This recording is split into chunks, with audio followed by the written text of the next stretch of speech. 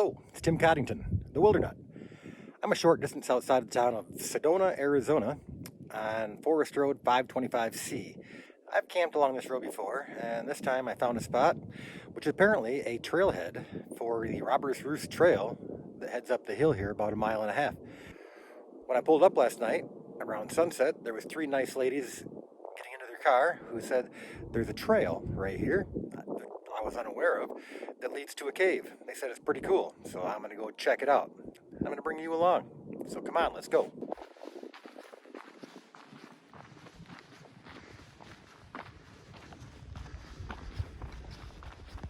As you can see here, the road is quite rocky and rutty.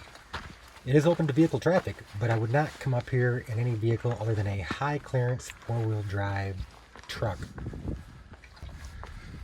And along the trail you will see plants such as prickly pear, juniper, red barberry, and Sonoran scrub oak, amongst a host of other plant life.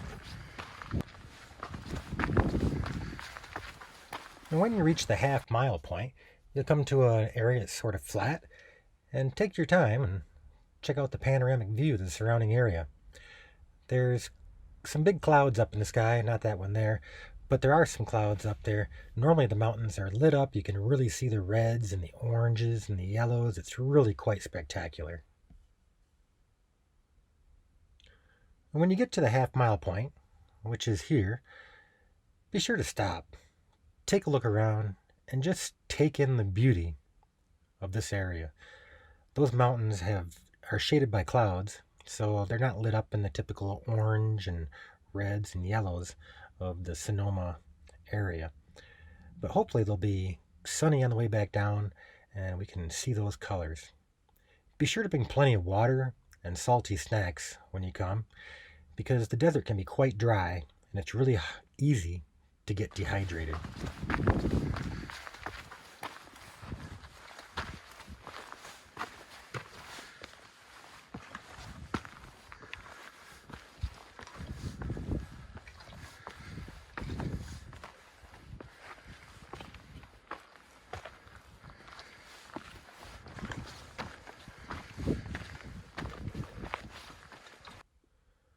And when you get to the 1 mile point, it does level off again, and you get a different perspective in your panoramic views. It's really pretty here. The trail so far has been very gradual, rocky but gradual. I'd call it an easy hike so far.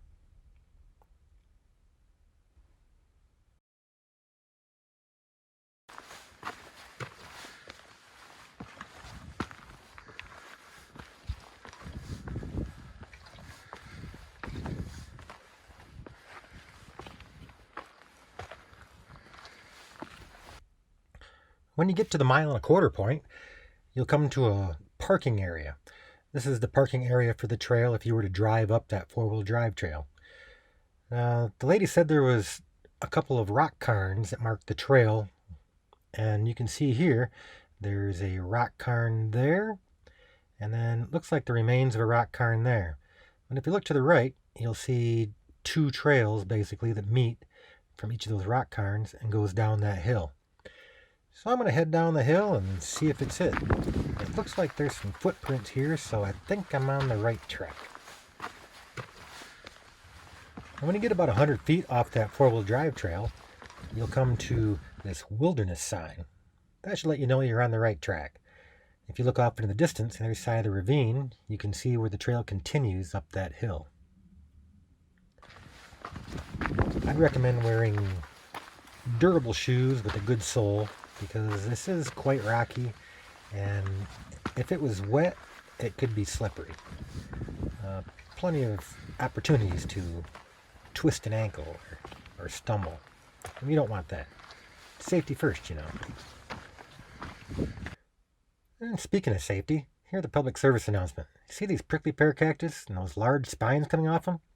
Those large spines, those are nothing. See those little brown hairs up on top? Those are called glochids. If those get in you, that can really mess up your day, your week, your month, a quarter of a year. Some people have to get them surgically removed. They can be so irritating. I had one and it took about a month and a half to get it out of my hand. And as you approach the bottom of this ravine, you'll come to a dry creek bed.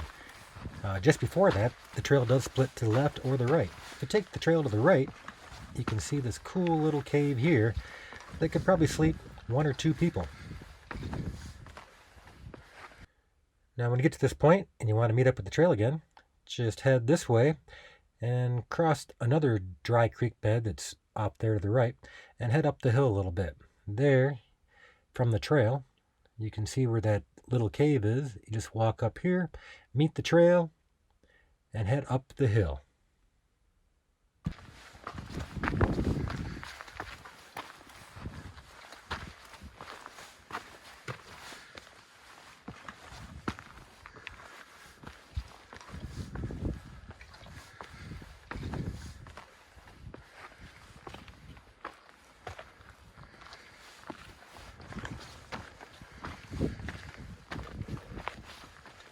And a little ways up the trail, you're going to come to a split in the trail. You can go left or you can go right. Go to left to go to Robbers Roost. To the right, I believe, does to lead to another cave, a smaller cave. I was talking to somebody and they said there's some more caves up there, so it may be worth investigating. And here we're going up, up, up. It gets a little steeper. You can see a little rock fence there. That's a dead-end trail that way. Just stay to the right. Continue. And some high steps here. It's like a stair-step machine. It's really good for the cardio.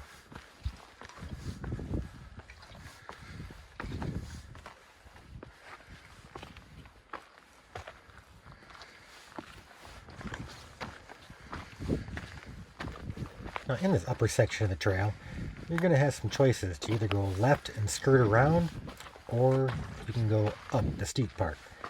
You're going to want to go up the steep part to get to Robbers Roost Cave. Just keep doing the stair stepper up the hill and you should be able to find it. Now in this area here, there are a couple of rock cairns, at least when I came through there was. So if they're still there, that can give you a good indication that you're on the right track. Hey, there's one there. You might want to stop and catch your breath and take a look around and enjoy the view. It isn't about looking at your feet or looking at the trail the whole time. You gotta take the time to enjoy the beauty of the area as well. And then continue on. Oh look, another rock cairn up there.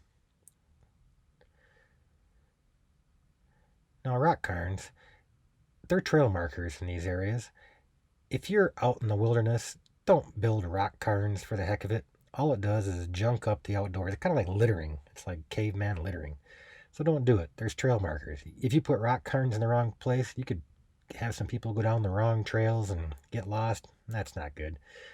And for pictures, like on streams and stuff, that's just ugly. So here we go. We're going to continue on. And from this point on, the trail is pretty self-evident. You can see the rocks there lined up to guide you in the right direction. So just follow the trail and be sure to look around. It's beautiful up here. Follow the trail. It's going to go around this peak to the face on the other side. Look at that juniper just out there in the middle of nowhere. That's probably a couple 100 years old there. And we get to a spot here where it might look like, did the trail end? No, it didn't end. You have to follow this off-camber trail along this face here. It's quite exposed. If you're a little bit nervous about heights, or you don't have the right shoes, or if it's wet, don't even attempt it. The views from up here are quite spectacular. Oh, look, there's the cave. It's bigger than I was thinking.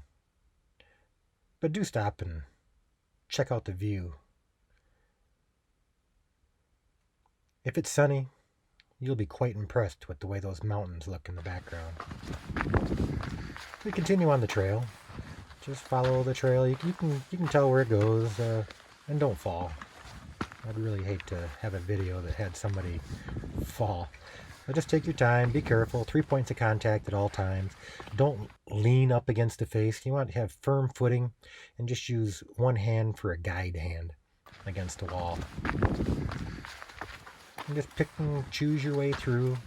If you go up too high and it looks like it's going to be a little sketchy, then just go down a little bit where it's flatter and continue on. And you'll be at the cave in no time. Now right there are a couple of footholds.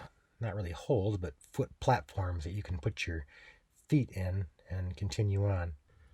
Now carefully make your way along this edge into the cave. When you get into the cave, you can see the rock wall.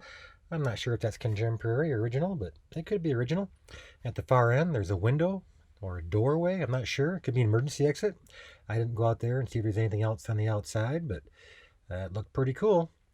In the floor, you'll notice there's divots where they used to use those as mortars and pestles for grinding grain and seed. And then if you look up at the ceiling, you'll see that there's dark staining from where they had fires in there for years. As you're in the cave, ponder the ways of the indigenous peoples and how they survived and what this might have been used for. The couple I met from California told me that this was also called Shaman's Cave, that the shamans used that for religious purposes. It's really quite amazing. On the way down, the clouds did break a little, so you can see a bit of the color there in the mountains in the background. It's really beautiful here in Sedona. Well, I hope you liked this video. If you did, please like, subscribe to Wildernut on YouTube, and hit that notification bell to be notified of any future videos I may have coming out.